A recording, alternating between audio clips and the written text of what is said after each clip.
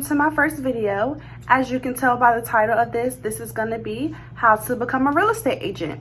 The reason why I'm making this my first video is because after I announced that I was getting my license, I actually had a lot of people reach out to me and ask me about the process and the pricing. So instead of having to tell everybody over and over again, I decided to just make a video about it. So if being an agent is something that you thought about doing and you want to know the process, or you're just interested in this video, stay tuned.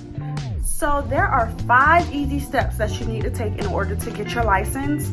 The first step is understanding your requirements. Now there are requirements like an age limit, you have to do a background check, things like that, but the most important thing is how many hours of class you need, and that is 60 in Virginia. Now it's different in every state, but because I'm from Virginia, that's where I did my research at, so that's what this video is mainly going to be about, Virginia. Step 2 is research and enroll in a pre-licensing school.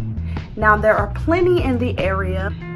They have online and in-class, but it's definitely important for you to choose wisely when picking your school, because if you can't focus online, it might be better for you to take your classes in a building, in class. But if you can do online and that's something that you want to do, maybe just look up online classes to get my real estate license. It's definitely a research thing when it comes to real estate. You just have to research what's best for you. Don't ask your friend what school she went to and just go to that school, because you know that school just might not be for you. So definitely research. Now step 3 is apply to take your real estate exam. After your 60 hours, you're going to take your class exam. After you pass your class exam, you will take your PSI. As for me, my teacher actually applied for me and then just sent me the information along with the PSI advisor, and then I just went on the website and scheduled. Now I had to wait a whole month to take my PSI, so I was fully prepared. But there are some people who take theirs right after class. So just definitely, this is my tip to you when it comes to taking the exam. Just make sure that you're prepared. Make sure that you're listening in your classes. That's why it's so important to do in class if you can't focus online, because yes, studying is a big part, but just, you know, engaging in your class, asking questions when you have a question, definitely focusing in your class is super important, because I'm not going to say that it's extremely hard, but it's definitely a difficult test. So it's very important to understand your key terms and, you know, understand what you're learning. Now on to part 4 and 5. These could go either way.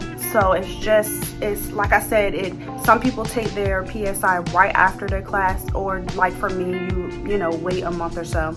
So the next steps is passing your exam and then finding a broker, or finding a broker and then passing your exam. Now I'm actually going to make a separate video about finding a broker, because there are important steps that I actually want to go over with you guys.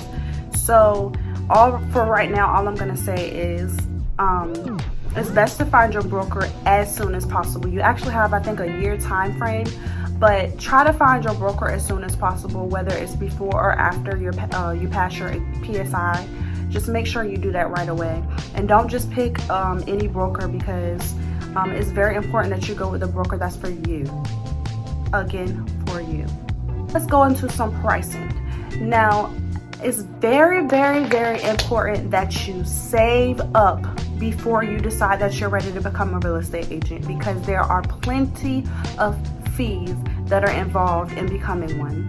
So let's start off with real estate school fees. Now these could vary with what school you decide that you want to go to, and that's why I say it's so important to research and figure out what's best for you, because price, it definitely matters, because there are schools out there for as low as $199, but there's also schools out there that is as high as $699. So you definitely have to do your research to make sure that you're going to the right school that's in your price range. So after you've taken your class, then you have to pay for your PSI, which is $60, and then you have your fingerprint price. Then you have your application for DPOR, you have your application for HARA if your broker does HARA. It's a lot of fees that comes with being a real estate agent. So it's super important that you have saved up a lot of money in order to get started with your business.